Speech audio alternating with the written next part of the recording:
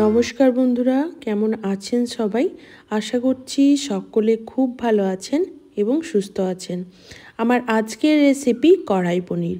খুব সহজভাবে এবং সিম্পলভাবে কড়াই পনিরের রেসিপি আপনাদের সামনে আজকে আমি তুলে ধরব।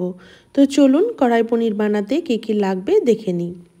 এখানে আমি আমুলের পনির ব্যবহার করছি, আর লাগবে ক্যাপসিকাম, টমেটো, পেঁয়াজ, আদা এক টুকরো, টক দই, কাজু বাদাম, পোস্ত, চারমগজ, আর এখানে একটা ভাজা মশলা বানাবো। তো চলুন ভাজা মশলাটা বানাতে বানাতে বলে দিই আপনাদের কী কী নিয়েছি।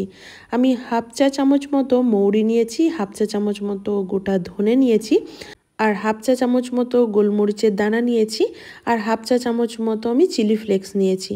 চিলি ফ্লেক্স বা শুকনো লঙ্কা একটা নিলেও হবে। তো এইগুলো আমি ফার্স্টে ড্রাই রোস্ট করে নিচ্ছি, আর একদম গ্যাসের আঁচটা কম রেখে এটা করতে হবে। আর একটা আমি এলাচ নিয়েছিলাম ফ্লেভারের জন্য। দিয়ে খুব ভালোভাবে ড্রাই রোস্ট হয়ে গেলে ঠান্ডা করে এটাকে গুঁড়ো করে নিতে হবে। এই মশলাটা চেষ্টা করবেন যেদিন কড়াই পনির বানাবেন সেই দিনই বানাতে, তাহলে এর ফ্লেভারটা কিন্তু খুব ভালো আসে। আগে থেকে ভেজে রেখে দিলে এই ফ্লেভারটা কিন্তু নষ্ট হয়ে যায়।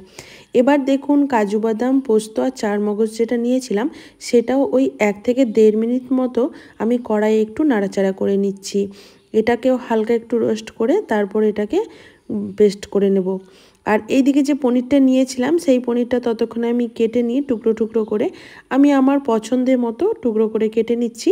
প্যাকেটের পনির সবসময় ধুয়ে তারপর ব্যবহার করার চেষ্টা করি। কড়াই পনির বানাতে গেলে সবসময় একটু লম্বা করে টুকরো করার চেষ্টা করবেন। আমি এখানে ছোট ছোট কিউব করে নিয়েছি। এবার এটাকে একটু নুন হলুদ মাখিয়ে রেখে দেব। আর ততক্ষণে দেখুন এটা আমার ভাজা হয়ে গেছে। এটাকেও নামিয়ে ঠান্ডা করে নেব, দিয়ে পেস্ট বানাবো। আর ওর সাথে কিন্তু আমি টক দইটাও দিয়ে দেব। আর এদিকে দেখুন ক্যাপসিকাম আর পেঁয়াজটাকে কেটে নিচ্ছি। পেঁয়াজটাকে কেটে এইভাবে আমি ছাড়িয়ে নিচ্ছি পেঁয়াজের কোয়াগুলো একটু। আমি এইটুকু অংশ আর দেবো না, ওটাটা লাগবে না আমার। আর ক্যাপসিকামটা আমি কিন্তু এখানে পুরোটাই ব্যবহার করব। এই কড়াই পনিরে ক্যাপসিকামের ফ্লেভারটা কিন্তু খুবই ভালো আসে। আর ক্যাপসিকামটাও কিন্তু ওই পেঁয়াজের মতো একটু ছোট ছোট করে কেটে নেওয়ার চেষ্টা করছি। তো চলুন এগুলো সব কাটিং করে নিই, তারপর আপনাদের মূল রেসিপিতে নিয়ে যাব।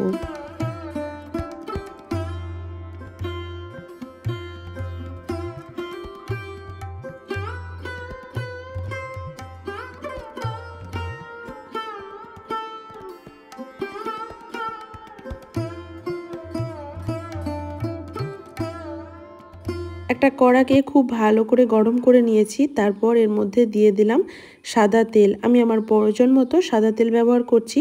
আর এখানে ওই একবারই তেলটা ব্যবহার করলাম, আর কিন্তু তেলের প্রয়োজন পড়বে না।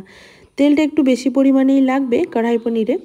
দিয়ে তেলটা খুব ভালো করে গরম করে আমি পনিরের টুকরোগুলো ছেড়ে দিলাম। এখানে আমি এখন হাফ অংশ ভেজে নিচ্ছি। এগুলো ভাজা হয়ে গেলে আর যে বাকি পনিরের টুকরোগুলো আছে সেইগুলো একটু ভেজে নেব।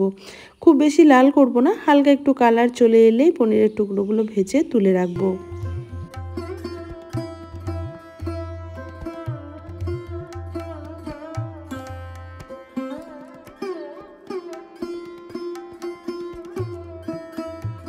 প্রথম ব্যাচের পনিরগুলো ভেজে তুলে রাখলাম। এখন যে অবশিষ্ট পনিরের টুকরোগুলো ছিল সেইগুলো ভেজে তুলে রাখবো।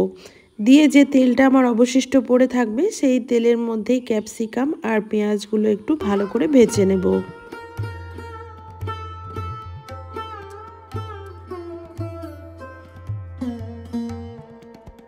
প্রথমে পেঁয়াজের টুকরোগুলো দিয়ে 1 মিনিট মতো নাড়াচাড়া করে নিয়েছি।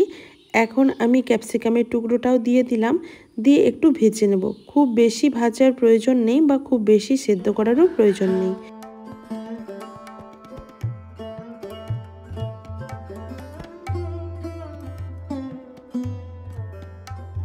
সমস্ত কিছু ভাজা হয়ে গেছে, এখন তুলে রাখলাম। এবার যে অবশিষ্ট তেলটা পড়ে আছে এই তেলের মধ্যে আমি মশলাটাকে একটু কষিয়ে নেব। তো প্রথমে ফোড়নে দিয়ে দিলাম একটা শুকনো লঙ্কা আর সামান্য একটু গোটা জিরে। এবার এখানে আমি যে আদার টুকরো আর টমেটোটা পেস্ট বানিয়ে রেখেছিলাম সেটাই দিয়ে দিলাম মশলা হিসাবে। এই মশলাটাকে খুব ভালো করে কষিয়ে নিতে হবে। আর এবার আমি দিয়ে দিচ্ছি কাশ্মীরি লাল লঙ্কার গুঁড়ো, সামান্য একটু হলুদ গুঁড়ো আর পরিমাণ মতো লবণ দিয়ে খুব ভালো করে সমস্ত কিছু কষিয়ে নিতে হবে যতক্ষণ না পর্যন্ত মশলা থেকে তেল বেরিয়ে আসছে বা তেল ছেড়ে দিচ্ছে ততক্ষণ পর্যন্ত এটাকে কষাতে হবে। যে কোনো রান্নাতেই মশলা যত ভালো কষানো হয় সেই রান্নার টেস্ট কিন্তু তত ভালো হয়।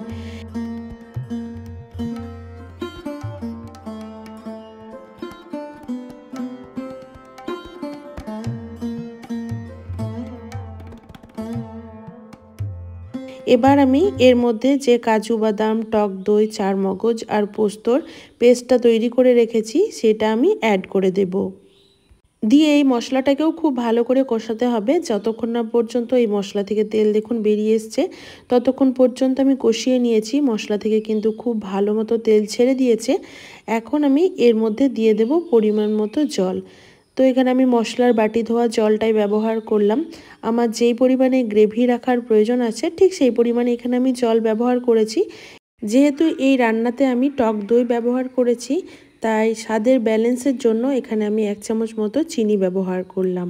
এতে করে এই রান্নার স্বাদটা কিন্তু খুবই ভালো আসবে। এবার এই সমস্ত কিছু ফুটে যাওয়ার অপেক্ষায়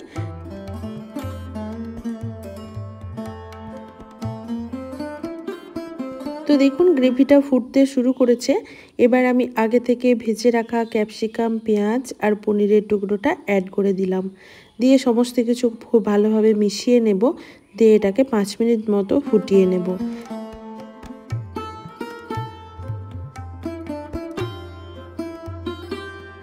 খুব ভালো করে সমস্ত কিছু ফুটিয়ে নিয়েছি। এখন আমি নুন মিষ্টিটা চেক করে নেব। আর যে ভাজা গুঁড়ো মশলাটা তৈরি করে রেখেছিলাম সেই ভাজা গুঁড়ো মশলাটা এখানে আমি অ্যাড করে দেব। ব্যাস আমার রান্না মোটামুটি হয়ে গেছে। এখন সমস্ত কিছু খুব ভালো করে মিশিয়ে নিয়ে স্ট্যান্ডিং টাইমে কিছুক্ষণের জন্য রেখে দেব। তারপর আপনাদের সার্ভ করে দেখাচ্ছি আজকের আমার এই কড়াই পনিরের রেসিপি কেমন হয়েছে।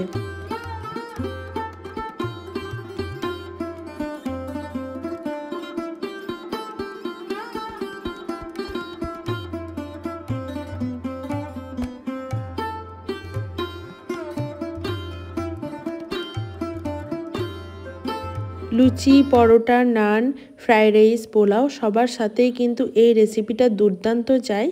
বিশেষ করে ডিনারে কিন্তু এই রেসিপিটা খুবই সুন্দর লাগে খেতে। আর আমরা বাজার থেকে কিন্তু অনেক টাকা দিয়ে এই রেসিপিটা না কিনে খেয়ে ঘরে এভাবে স্বাস্থ্যকরভাবে বানিয়ে খেতেই পারি। বাড়ির বাচ্চা থেকে বয়স্ক সবাই খুবই পছন্দ করবে। আর যে কোনো নিরামিষ দিনে আপনি কিন্তু এটা খুব সহজেই বানিয়ে নিতে পারবেন। সেক্ষেত্রে আপনারা পেঁয়াজটাকে স্কিপ করতে পারেন, তাতে করেও কিন্তু এই রেসিপিটা দুর্দান্ত লাগে খেতে। তো অবশ্যই একবার বাড়িতে বানিয়ে খাবেন আর কমেন্টে আমাকে জানাতে ভুলবেন না আজকে আমার এই রেসিপিটি আপনাদের কাছে কেমন লেগেছে। সকলে খুব ভালো থাকবেন, সুস্থ থাকবেন। আর ভিডিওটি কোথাও একটুও ভালো লেগে থাকলে অবশ্যই একটা কমেন্ট করে জানাবেন। সকলে ভালো থাকবেন, সুস্থ থাকবেন। আবারও দেখা হবে নেক্সট কোনো ব্লগ বা ভিডিওর সাথে। আজকের মতো এই পর্যন্তই বন্ধুরা, টাটা।